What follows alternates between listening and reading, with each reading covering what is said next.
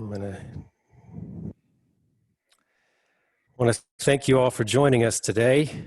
This is the second of what will be a series of webinars that we'll be putting on by our different consultants. The first was done by Jay Patel, jumping into YouTube ads, a member of our paid ads department, which you can find on our YouTube channel, or we'll be sending a link out in the follow-up email as well.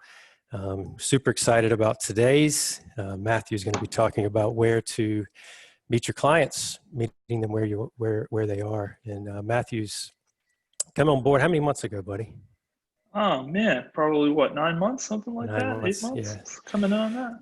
He is our newest team member and has brought with himself an incredible energy of freshness and excitement. You'll see that he is infectious with his energy. He's incredibly intelligent, as you'll also see, but I can say from personal experience, having become friends with him, that his heart is his number one asset. This guy cares about people. He cares about his clients, which fits perfectly into who we are as a company, people first. And so it's been wonderful to get to know him, and I'm looking forward to learning from him today. Let's have a little fun, buddy. Awesome, love it. Thank you, Chef. Much appreciated. Pleasure to be with everyone today. This is a nice little webinar series that we are putting on here at Hive Digital. Just going through some of the stuff that we are thinking about and talking about with clients, and something that might be interesting to all of you. So without further ado. One other piece, Matthew, sorry to interrupt, buddy. I just wanted to mention, We're going to hold questions until the end, but if you would interject them in the Q&A, that would be wonderful. Matthew can see them. If he wants to address them as he goes, he can. But we'll be more than likely addressing all the questions at the end. You're welcome to drop them in the Q&A. If you want to drop in chat, that's just fine as well. But I find that it's easier as you go along to share them, and then we'll be addressing them at the end. So yeah, absolutely. And I was talking to Chef earlier before we got on here, and I was saying how much I enjoy the conversational nature of something like this if we were all in one big room, but doesn't translate so well with online nature of this presentation. In any case, Q&A at the end. Looking forward to it. So today's topic is going to be meeting your customers where they are. So we're going to be talking about digital marketing channels and how to pick out your best ones, use different tools to get an idea of what the landscape looks like that you're operating inside of, and make smart decisions and make educated decisions. So I am looking forward to running through some of this stuff with you all. A few takeaways for today. I hope that you'll be able to walk away from this with a better idea of where your customers, or potential customers at least, are spending time online, looking for answers to questions online, using the internet to help make purchase decisions. I hope that you will also be able to have a better idea of what channels are working best for your competitors. So, what digital marketing channels are they using to drive ROI and to drive revenue? And then finally, I also am very hopeful that you will be able to use some of the things that we're talking about today in a hands-on way to go off and choose what sorts of channels, digital marketing initiatives that you, a business owner or someone in this field would like to experiment with. So with all of that, I think it is time to go through some basics. So put your phones away. Mine is on airplane mode. I might talk fast. I might talk very slow. I might not talk at all. Well, hopefully I will talk. But this will be recorded, so you'll be able to go back and listen to every little and in the next 40 minutes or so. Also important to note that this is a roadmap. This is an overview. I'm trying to just give you, high-level overview, a mindset, an approach. This is not, super, nose to the grindstone, bulleted list, action. I want to get your wheels turning. I want you to leave with a framework. So also worth noting, I had mentioned tools once or twice here in the intro. We are using premium software tools to go through a few of these concepts. A lot of them have free trials. If they don't, I've shared some alternatives with free trials. It does, involve signing up and creating an account. In some cases, a nominal amount of money, but it's all hopefully worth it in the end with all of the insight and knowledge that you will gain And then, yeah, once again, question and answer will be at the end. So who am I? Why am I talking about this today? My background, it basically boils down to YouTube. So I started a YouTube channel after working on co-hosting a podcast, and we grew that YouTube channel. By the time I left, we were doing a fair amount of revenue, and we had over 150,000 subscribers. After that, I departed to work as an independent growth marketing consultant. And here at Hive Digital, I sit on the SEO team, but I do find myself doing a lot of other stuff besides SEO here at Hive Digital. So SEO, I like to say to some people at least, SEO is my one true love when it comes to digital marketing. But I am far too curious to just do SEO all day long. And I think SEO, once again, like bleeds into so many other things. It is just wonderful to sort of, dabble in a lot of different areas. And I'm very curious about everything. So this is the audio only podcast that I was co-hosting, and I think we made it to 55 episodes here in an audio only format. And this sort of is where my background comes from. This is where a lot of my, thoughts as it relates to putting something out into the world, finding what channel to distribute it on, finding an audience, figuring out where revenue streams are going to come from, and sort of just stacking the bricks. In the case of the Lego podcast, pun very much intended, stacking the bricks and trying to figure out where things are going to be coming together and how things fit together and all of that stuff. So for context here, this was an audio only podcast. When I joined, it was not an interview format. I sort of led it towards becoming an interview format podcast. And then, you realize, and this is something that happens in business, and this is something that happens in life, but you realize this distribution channel that I'm using is not ideal. I have a better way to get what I want to get into the world out. And so we decided audio, Lego being so visual, of course, did not work out too well. And so we picked up a video camera, and the rest is sort of history there. And so, yeah, as it turns out, doing a video podcast, much easier for people to show what they're working on, show the things that they're putting together with Lego bricks. In the case of this somewhat hilarious screen grab, this is me, in the heat of the moment, doing an interview at a convention, talking about Lego in front of a camera. Totally normal, totally normal. But I had a lot of fun with that. However, I realized the same itch I was scratching, sort of building things and figuring out, how to get things out into the world and working with digital channels. I began to realize that other people had those needs as well. And I was approached to design a website, and I did that. And it, as you can see, very, very beautiful website, all 3 colors. Super complex too. I'm being modest over here, but yeah, it's sort of, you learn how to put together things and how to share things with the world. And yeah, having a lot of fun with it. And to this day, still look back at this website and think, oh dear, so fun times. So that's my background. That's sort of where I come at this from. I want to give a little bit of background on where we sit today in terms of the digital marketing landscape and what these channels look like here in 2020. So how I think about digital marketing and how I think about an approach, the approach at least that I recommend people take. Let's just say, for example, that we all have a thing, whether that thing be a product or a service or something in between. We have a thing and we would like to share it with the world. We want to share it with the world so that we can get customers, but we want to use our website to share it with the world. We want to use our search presence to share it with the world, our social presence, our business listings, email marketing to talk to our customers about our thing, and every variation here within. But that's like a simplified 1, 2, 3.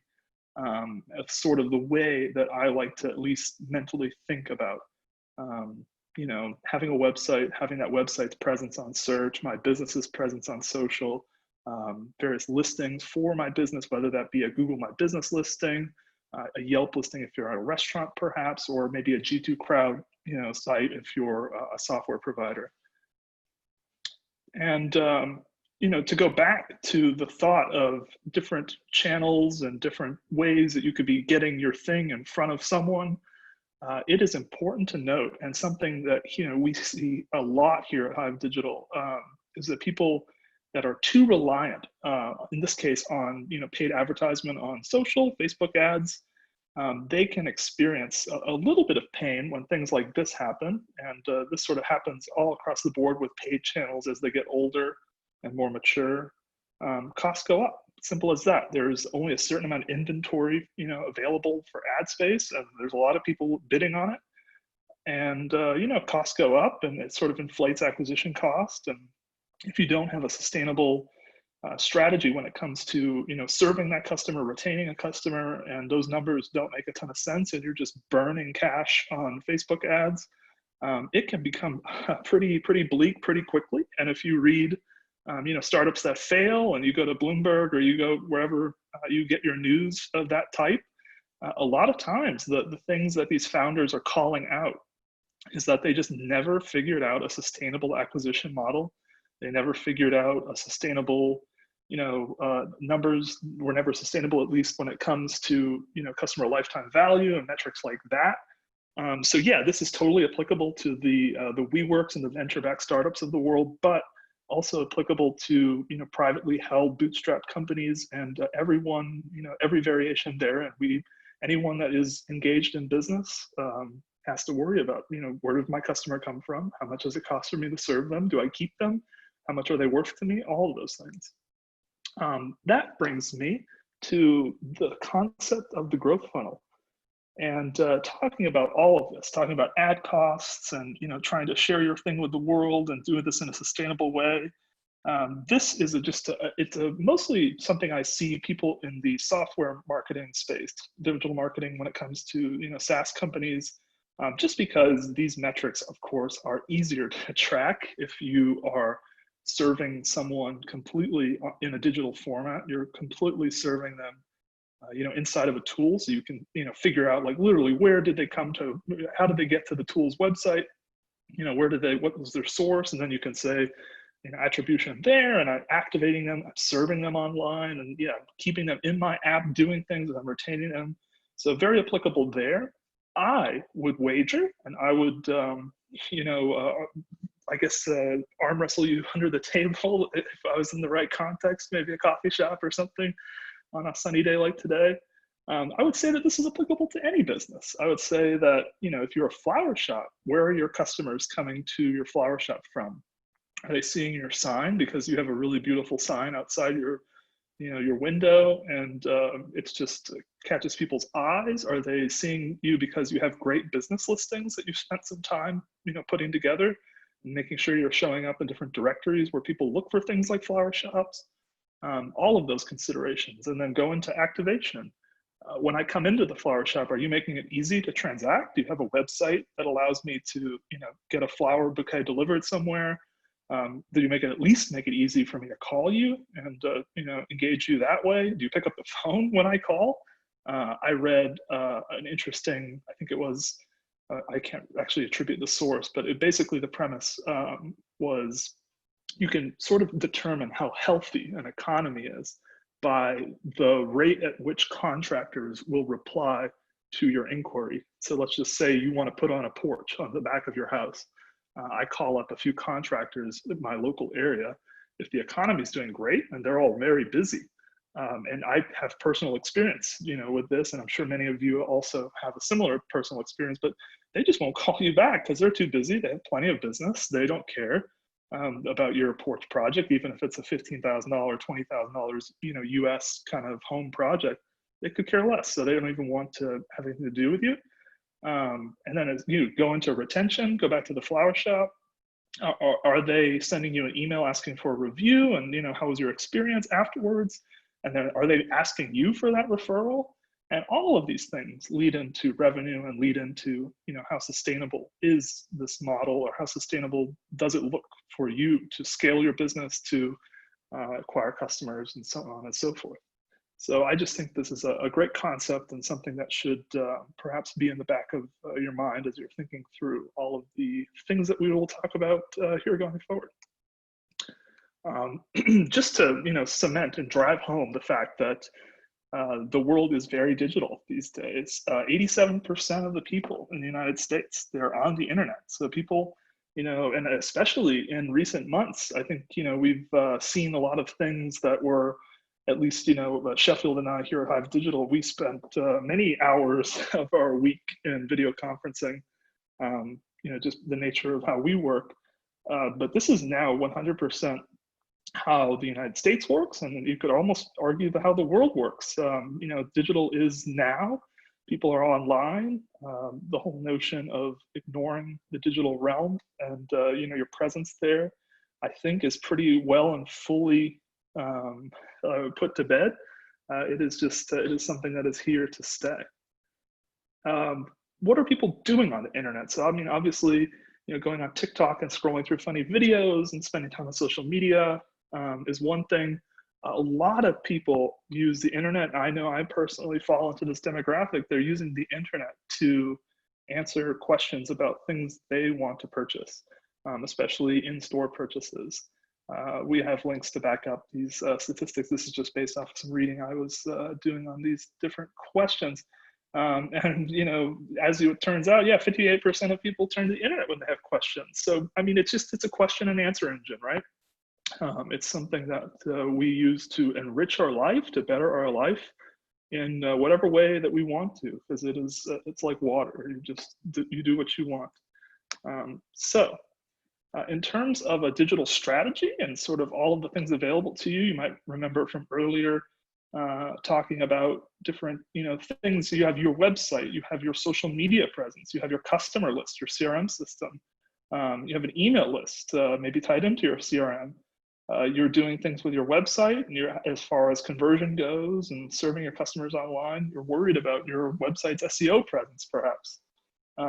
Furthermore, you probably have ads running. Maybe they're promoting your website, maybe they're promoting different web pages, but at the end of the day, they're promoting your business. All of these things, are something to consider, something to have thought about.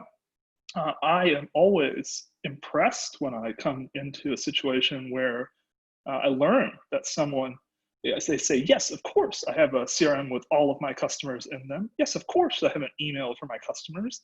And you might ask, hey, so what are you doing with that? And they might say nothing. And then boom, that is opportunity.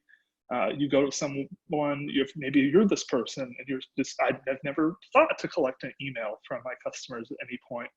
Well, why don't we start? And, as a customer, perhaps that can be overwhelming to be, bombarded. And I think we all experience this as consumers too, just being bombarded with, review requests and all sorts of things, but it doesn't have to be overt. It doesn't have to be overbearing. It can just be very subtle. I think I'm always happy actually to hear from, and I'm trying to think of, I think the best example I have is my mechanic sends me an email every, like maybe 6 months basically. And hey, maybe an oil change would be a good idea. I don't hear from him every week, but he comes and says he knows that I probably need an oil change, and he's right because he has it timed out. Just so, and yeah, it works out. So yeah, all of these things work together. All of these things can work in beautiful harmony. It's just sort of about piecing together everything. So, we have all these channels available to us. We have many, avenues by which we could be promoting our business and serving our customers and converting them and everything in between. I think it's important to understand where website traffic is coming from, where people are arriving at your site from, and that information can really help inform a lot of decisions when it comes to what you're attempting to do. So for our purposes today, this is a company called Spy Guy. It is bootstrapped. It's based in the USA, based in Texas. A guy named Alan founded this company. It's an e-commerce store. It's online only. It's interesting for a lot of reasons. I mean, number one, a lot of this equipment is for sale on Amazon, but this business is still viable. And so that's very interesting. And He's also gone off, so you might see there on the plastic of this product here on the homepage, that's his product that he has made, designed, researched, put into production, and he's now selling. So yeah, very interesting business, but let's use this as an example to sort of piece together what is going on and what we can learn and how we can improve things. A tool to use to understand traffic coming to a website and what sorts of channels are moving the needle. It's called SimilarWeb. There are some alternatives. SEMrush is one. However, SimilarWeb has a pretty generous free plan, I think. They provide a lot of data for free, of course. However, if you want to get large, historical samples and large amounts of data points, like, without sampling, just aggregate raw data, you will need to sign up for a premium plan, and that is variable pricing, so it depends. In the case of SpyGuy, we put spyguy.com into SimilarWeb, and we are then shown a few interesting things here on the header section. Number one, we're shown that device distribution, so devices going to look at the website. We have a very mobile-heavy audience, so these are perhaps people on their phone, actively researching a problem, trying to find a solution to their spying needs, which I can only imagine the things prompting the need to spy. Who knows? I don't even know if I want to touch on that. But yeah, so you can just think, I probably should have a good mobile experience. Okay, should probably think about my mobile experience, how easy it is to check out. As far as my ad targeting goes, I probably want to make sure things, or at least the ads, have a nice mobile version, so on and so forth, optimized for that, of course. We also see visit duration here, where it looks like 6 minutes and 25 seconds. So, and they're going through more than one page. So these are, people looking around, looking at products, looking through different category pages, so on and so forth. Digging more here into the tool, we get an idea of marketing channels. And this, to me, is a golden egg when it comes to, and I only say that off the experience that this really does vary widely in a super interesting way, website to website. So in the case of SpyGuy, paid search, and you can see this looking for the different things that he sells. Google as a search engine is showing product listing ads and showing paid search results on a lot of his different terms. So yeah, he has a presence on paid search. He is doing paid search, and it's working very well for him, I can imagine, because he's increased spend on that from what we see later. But if I was his competitor, or if I was in a similar space and I was just trying to understand, what did he do and what could I do, I would then say, hey, a good paid search setup for me would probably move the needle, because we have a similar business, or at least I understand our businesses to be similar. So maybe I should focus on paid search. Maybe I should spend time on paid search. And then let's go into, channel number 2 here is direct, and that's sort of a black box in terms of what that actually means. This is probably, and this is at least how I understand this in this context, I would say that direct are people that are going to the site because they know the brand. So, and I think that is a huge one to drive home, is that, he is not an Amazon seller, nameless, faceless Amazon seller, selling these things on Amazon that people, they don't care. They just want the thing and they want it at their house later that day. The beauty of Amazon. People are probably going out and searching out SpyGuy, maybe typing in spyguy.com directly from some other, maybe radio ads, maybe, who knows. But that brand component is what I see when I see direct looking like that. And I think we back that up here in a little bit. But so yeah, a lot of insights just to be gained from even looking at a few little bars on a chart like this. Were I to pull up another example site, you probably could see, you can see social sometimes just goes crazy depending on the category, depending on the audience. So beyond that, we just saw organic search traffic is a big driver. Let's break that down further. So SimilarWeb tells us, number one, paid is 71% of the total, and organic is only thought to be 28%. And I just said the word thought. That's because, this data, a lot of data like this, is predictive. It's based off sampling. It's based off of anonymized data collected in different ways.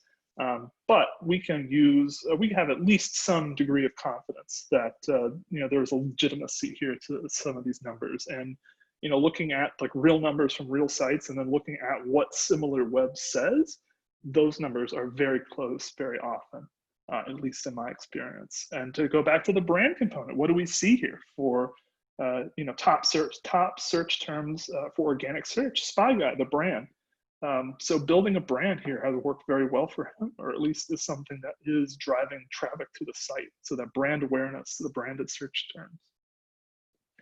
SimilarWeb gives us a lot of insights about what's going on from a high level in terms of those channels. However, if we want to dial into search, whether that be paid, whether that be organic, Ahrefs is a wonderful tool to help us understand search presence of a website a little bit better.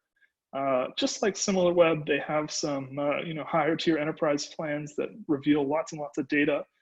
They do have a wonderful 7-day, $7 free trial. Not free trial. It's it's very unique in the software space. The whole $7 7-day trial. It's like a paid trial, and pretty thoughtful of them to do that. Just sort of keep you invested, not just beholden to some free plan. In any case, affordable to at least get your toes wet with what this tool can do. And if you're like me, you will be a kid in college who signs up for this tool and says, "Oh my gosh, I can't get rid of this. This is like manna from heaven. All this data, it's just wonderful." So once again, spyguy.com. Let's see what Ahrefs has to say. Once again, they're giving us the breakdown saying that there is paid search traffic coming in, and there are also organic keywords. So 1.3 thousand pay-per-click keywords versus 6.1 thousand organic. That's a large cohort of keywords against organic, at least from what I'm sort of looking at when I was piecing through different paid keywords, different variations, of course. Spending, or at least he has a traffic value of 2.4 thousand when it comes to paid search. And then, organic search, he has a $3.5 thousand traffic value. So interesting numbers here. We can see that, referring domains have shot up, so he's building links. We can see that there are, more organic keywords here in recent months, that plus 26, and a few other things. So this is just like the high level overview of what's going on with this website. Digging in a little bit further, one of the most interesting pages, reports at least, that Ahrefs offers is the top pages breakdown. And so what this attempts to answer is, what are the top pages, the top pages for driving traffic to the site? And then once again, we see homepage is doing very well, and the top keyword for that page is Spy Guy. So these are people coming to the website looking for the brand term. So brand awareness, once again, is just a big driver here. And beyond that, we see a lot of, I guess you could refer to these as almost generic terms for the things that he sells. So hidden camera detector, and that maps in pretty good to his hidden camera detector, his Scout hidden camera detector, and he's doing pretty well at position 7. So let's mentally think for a second, if we were attempting to work on or run or start up a company similar to Spy Guy, we would then understand that our product pages should be optimized for search. We would understand that people are looking for these things, and Google in turn is returning search results like these product pages to people looking for hidden camera detectors. So that's an important data point, because that's not always the case. If you're a restaurant and you're trying to rank for best restaurant in Raleigh, North Carolina, where I am, you're going to be very disappointed, because oftentimes Google is going to want to return directories of restaurants, Yelps of the world, articles or blogs listing out different restaurants, as opposed to your Italian restaurant website. That's not the case here, and Ahrefs has just told us that. Beyond that, they also let us know that these collections pages, so bug detector, or in the case of this one, iPhone recovery stick, iPhone Spy stick, it actually looks like a little bit of a mismatch on more review. But we do have collections pages ranking and bringing traffic to the site. So if I was putting together a website, I would probably then say, well, I'm going to optimize my product pages first and then focus on collections. And then also, he does have this one blog article doing pretty well for the term lecture recorder. And so, yeah, we had a little bit of insight into what the top pages are for this site. And, if we are him, if I am spyguy.com, I'm going to use this kind of a report to say, why am I position 7 for hidden camera detector, and why couldn't I be number 1? What needs to happen to change that? Is it a question of, I'm talking about this from an SEO perspective, is it a question of links? Is it a question of content? Is it a question of some other variable, the speed of my site, user experience, so on and so forth? So an awful lot of insights here to be gained from a very simple table of URLs. Going away from that and going into other things, here we have a keyword breakdown. So this is giving us a listing of different keywords driving traffic to the site. And then to harp on this yet again, the brand component here, the branded term is doing very, very well. So people are aware of the brand, and they are just, coming to the site because they know Spy Guy and they want to learn more about what Spy Guy offers. So this report also, you can sort of see similarities. This time we're coming at it from keywords first as opposed to pages first. So a little bit of a, same salad, different bowl or something like that. But we can sort of also see, that once again, different product terms are driving traffic.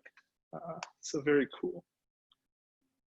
Beyond that, Ahrefs also gives us insight into backlinks, and it gives us insight into where people are linking to our website from. So in the case of Spy Guy, and this is a tactic applicable to any business almost, we can see the owner first name, last name is getting the mention, and it's getting mentions on things like 70% of consumers have EMV chip cards, creditcards.com. So this is some sort of a roundup or news piece, and he was given the mention because he gave some comment on that thing. And then the same thing comes back here, USPS versus who's the best shipping carrier. And then here's what Alan Walton at Spy Guy. So this is where some of his links are coming from. And they're coming from him offering commentary, offering insight into different places, different posts, different people putting together sorts of articles that are relevant or at least somewhat related to what he's doing. So as someone running a similar site, I could then say, I, as the founder, first name, last name of this company, could be going out and doing similar things with my business, with my website, and getting that mention and getting that link. So yeah. Beyond that, we have an interesting breakdown here of pay-per-click ads. This is showing us what ads are running and what terms they are running against, or how many keywords they're running against there. So we have the ability basically to see, what is the actual ad, what is the text that has been written, and what is the offer, what's the call to action. So super, super interesting to get the ability to peek behind the curtain and see these all in one place. Of course, you could see these in a search results page, but to just have everything broken down like this for you. If you are running a similar company or something tangentially related, you can piece together the language that's used in these ads and what percentage. So this one right here, going to audio surveillance, is responsible for 25% of overall traffic. So this is a very important ad. And its cost per click there is $1.30. So very interesting from the perspective of that is doing very well for him. But all these other things are perhaps not as relevant. So we have an idea of where people are coming to our site from, what channels they're using, what sorts of things we could be optimizing, we could be establishing, we could be using to get a better idea of where we should be focusing our efforts when it comes to selecting a digital marketing channel or figuring out which ones to expend our capital on. Now we want to maybe backtrack a little bit. We want to go at this from a different angle, and we want to say, what could we understand about, where people are online looking for the problems that we could help solve, or where are the communities that our customers are spending time in that we could become a member of ourselves and use to reach them in a meaningful way. A great tool for doing that, and this is something that's recently launched. I've only had a few hours, a better part of a day playing with it and sort of trying to figure out what sorts of insights I can get. This is called SparkToro. This is Rand Fishkin, formerly of Moz. And the bill here, or at least what it bills itself as, is audience intelligence for everyone. So it's attempting to give you, the business owner, the person with the question, the understanding of what publications does your audience read, where is your audience going on social, what accounts are they interacting with, and all sorts of other things in between. They do have a free plan, and their paid plans start at $150 monthly. Similar to Ahrefs, they do an interesting thing with pricing. If you need a ton of data for a short period of time, they have a plan targeted for that. So if you want to just go in there and rip down a bunch of data and then peace out, you can do that. So in our case, again, let's continue on with the theme here. Let's use SpyGuy, spyguy.com, and let's go and try and figure out what people are doing when it comes to surveillance. We could also maybe be searching here for home surveillance, how to spy on my cheating wife, other variations thereof. But this term, surveillance, when we input it into SparkToro, we are returned a few different things.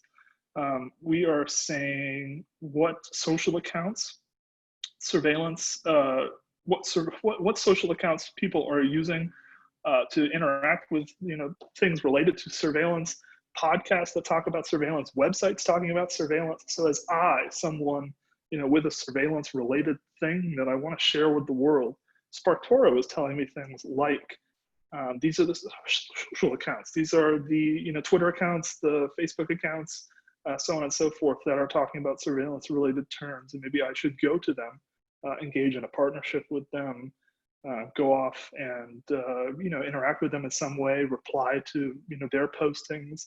But that's my tribe, so to speak. And same thing for websites, and same thing for podcasts and YouTube channel. And then audience insights just gives you some sort of idea into different demographics related to the people talking about that thing. So very interesting from my perspective of, once again, like the flower shop example, where are people talking about flowers online, and where can I go hang out with them and serve them and give them value, and hopefully in return, they perhaps become a customer. Beyond that, Reddit is, it's an answer engine, and I sometimes like to say it's like an answer engine like Google, but of a more conversational nature.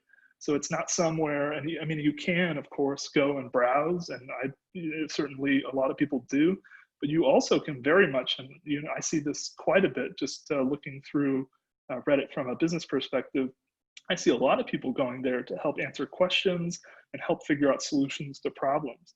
So, me as someone, again, owning, let's just say spyguy.com, I want to understand what people are talking about on Reddit when it comes to the needs that I can help with.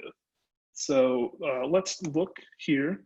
And this is another Reddit peculiarity. Their search is pretty notoriously not so great.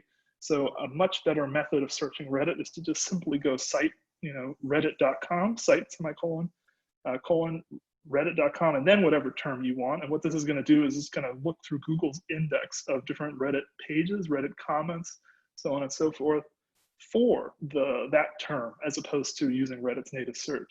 So looking for things on Reddit related to surveillance, I was able to pull up, this is a subreddit community called Home Defense. So these are people talking about home security systems, CCTV cameras, panic rooms, and everything in between. So I think I am very well positioned to, as a business owner, enter this community, perhaps provide them with value. Something you could perhaps do is put together a piece or an article that maybe interviews community members of this home defense community, and talks to them about how they're thinking through these things, and then use that piece, share it within the community, and just start a conversation about the problems that everyone here is trying to solve. In the case of Reddit, I think it's suitable to everyone almost. SparkToro is probably more useful for someone with at least a larger audience of people online talking about the thing that they do, so to speak. They probably don't have a super large cohort of dialed in people, or at least data aggregated for very specific niche topics. In the case of Reddit, though, applicable to everyone again, and also there is just everyone is on there in every little corner talking about all sorts of different things, for better or for worse, I might say. Beyond that, sometimes, and to go back to what we talked about at the beginning, we want to think, where can we get more of our best customers? And there is really no better way to do that than to figure out who your best customers are and just ask them for more of them, essentially. We talked about acquisition. We talked about asking, figuring out where people are coming from, what sorts of channels are driving traffic, where people are helping, or where people are going and talking about the things that they have questions about. But at the end of the day, if we want to, sustainably find our best customers, serve our best customers, and do more of that, I think that it is very, very underrated to offer, a chance for your customers to refer other people to you. So this is a tool called Input Kit. This is a feedback system, offers a few different ways to integrate. Basic premise, at least that you can think of as someone perhaps considering implementing something like this. And this is, there are all sorts of alternatives to this. Endorsal is one, reviews.com or reviews.io, variations thereof, all sorts of different, net promoter score review systems. In the case of Input Kit, let's just think that we have a business, we're serving customers, and at some point we finish an order, we finish a class, we finish something, and we go off and we just ride off into the sunset, like typically. But instead we could say, hey, Joe Smith, thank you so much for choosing us. Were you happy with our, service? And Input Kit will send this person an email, ask them that question. If they say they were very happy, we can ask them, was there anyone that you would like to refer to us for a discount? Something like that. Would you like to leave a review for us? Everything else in between. But that basically allows us to go off and get more of those customers, or at least use the testimonial that Joe Smith leaves for marketing purposes. I would never promote something like this without actively being a user. I have been very impressed with what Input Kit can do. I've set it up in a few different contexts. Here's one that's been sent. This is a sequence. This has been sent 2,503 times, and it's exactly what I just described. It just goes and says, hey, thank you so much for being our customer. How did you like us? In this case, 92% of people were pretty happy. And then it says, could you leave us a comment, give us a thought? And in this case, we're asking for a review. We could be asking for a referral, or, hey, can you share us with a friend? And just sort of starting that conversation, and once again, driving home the fact that this is about a relationship. This is not about, you giving us money and we were riding off into the sunset. It's the start of hopefully something long lasting, or at least beyond that.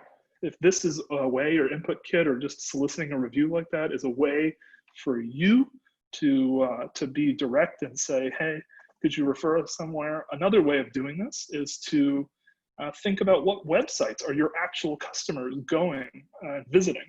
And you can do that through retargeting. So concept being place a pixel onto a website, have that fire onto your website, have that fire when people come to it, and then show your display ads onto other websites as your customers go throughout the internet looking at sites. So let's just say in the example of spyguy.com, if I was to put a pixel onto spyguy.com, I have 10 people come to my site, spyguy.com, I show them my pixel, it fires. I'm able to understand that that person is on this website, and then using the Google AdWords, Google Ads display network, I can show an ad on that site to that person because I know it's them and I know they came to my site and I'd like them to come back. But what I can get a report of is what websites those display ads were shown on. And that can be very interesting from the perspective of essentially revealing where bears go off into the woods to build their dens for winter. You're showing the locations of all the different little bird nests or little bear caves that you're going off to cuddle up during winter. And all of those websites that your customers are going to are potentially websites maybe you could be putting content on, maybe you could be going to have your product appear there in some other way. A lot of angles to approach that from, but reviews and sort of getting a better idea of what your audience is doing, what your customers are doing on the internet, are two ways to figure out where you can go and find more of those perfect customers. So I think at that on that note, that is sort of everything I've got when it comes to having an offering, looking at acquisition, trying to understand what sorts of channels are going to move the needle for you, figuring out where to go to promote that offering. Perhaps also, and I think the last bit is a pretty important one, going to your best customers and saying, hey, could you leave us a review? Can you refer us to somebody? I like you, and I think I would like to meet other people like you. And so all of those together allow you to meet your customers online, meet more of your best customers online, and ultimately, sustainably acquire customers, serve them, and get more of them, and run a happy business and have an effective and hopefully healthy and long-lasting digital marketing strategy. So Hive Digital, we are a small and mighty team of very smart people. I'm consistently and always humbled by how intelligent everyone I work with here is.